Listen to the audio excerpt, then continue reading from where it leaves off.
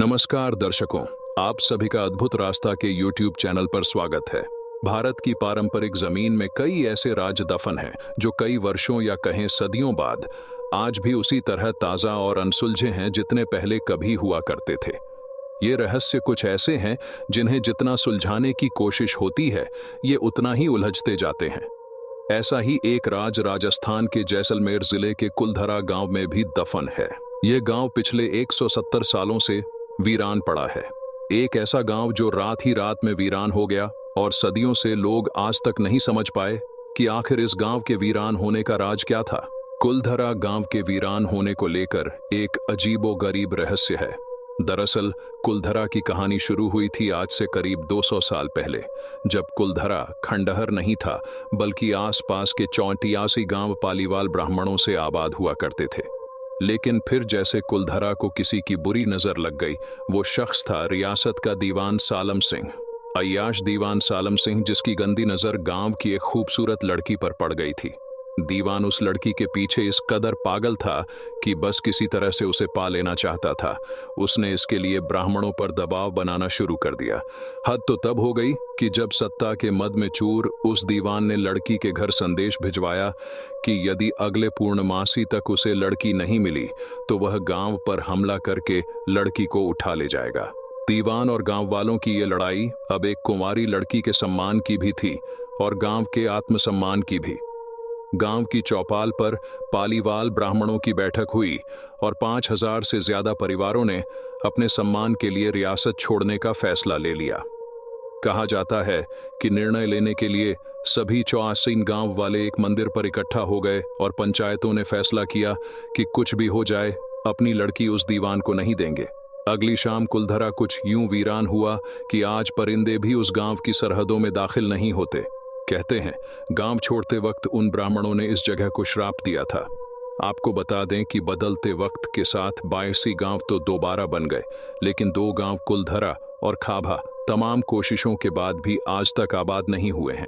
ये गांव अब भारतीय पुरातत्व विभाग के संरक्षण में है, जिसे दिन की रोशनी में सैलानियों के लिए रोज खोल दिया जाता है। कहा जाता है कि यह गांव रूहानी ताकतों के कब्जे में है। टूरिस्ट प्लेस में बदल चुके कुलधरा गांव घूमने आने वालों के मुताबिक यहां रहने वाले पालीवाल ब्राह्मणों की आहट आज भी सुनाई देती है। उन्हें वहां हर पल ऐसा अनुभव होता है कि कोई आसपास चल रहा है। बाजार के चहल पहल की आवाजें आती हैं, महिलाओं के बात करने और उनकी चूड़ियों और पायलों की आवाज हमेशा ही आती रहती है। प्रशासन ने इस गांव की सरहद पर एक फाटक बनवा दिया है, जिसके पार दिन में तो सैलानी घूमने आते रहते हैं, लेकिन रात में इस फाटक को पार करने की कोई हिम्मत नहीं करता है। कुलधरा गांव में एक मंदिर है जो आज भी श्राप से मुक्त है। एक बावड़ी भी है जो उस दौर में पीने के पानी का जरिया था। एक खामोश गलियारे में उतरती कुछ सीढ़ियां भी हैं। कहते हैं शाम ढलने के बाद अक्सर यहाँ कुछ आवाजें सुनाई देती हैं। लोग मानते हैं कि वो आवाज 18वीं सदी का वो दर्द है जिनसे पालीवाल ब्राह्मण गुजरे थे। गांव के कुछ मकान हैं जहां रहस्यमय परछाई अक्सर नजरों के सामने आ जाती है। दिन की रोशनी में सब कुछ इतिहास की किसी कहानी जैसा लगता है, लेकिन शाम ढलते ही कुलधरा के दरवाजे बंद हो जाते हैं और दिखाई देता है रूहानी ताकतों का एक रहस्यमय संसार। लोग कहते हैं कि रात के वक्त यहां जो भी आया वो हादसे की शिकार हो गया। मई 2013 में दिल्ली से भूत प्रेत व आत्माओं पर रिसर्च करने वाली पैरानॉर्मल सोसाइटी की टीम ने कुलधरा गांव में रात बिताई। टीम ने माना कि यहां कुछ न कुछ असामान्य जरूर है। शाम के वक्त उनका ड्रोन कैमरा आसमान से गांव की तस्वीरें ले रहा था, लेकिन उस बावड़ी के ऊपर आते ही वो कैमरा हवा में गोते लगाता हुआ जमीन पर आ गिरा, जैसे कोई था जिसे वो कैमरा मंजूर न हो। ये सच है कि कुलधरा से हजारों परिवारों का पलायन हुआ। ये भी सच है कि कुलधरा में आज भी राजस्थानी संस्कृति की झलक मिलती है। इतिहासकारों के मुताबिक पालीवाल ब्राह्मणों ने अपनी संपत्ति, जिसमें भारी मात्रा में सोना चांदी और हीरे जवाहरात थे, उसे जमीन के अंदर दबा रखा था।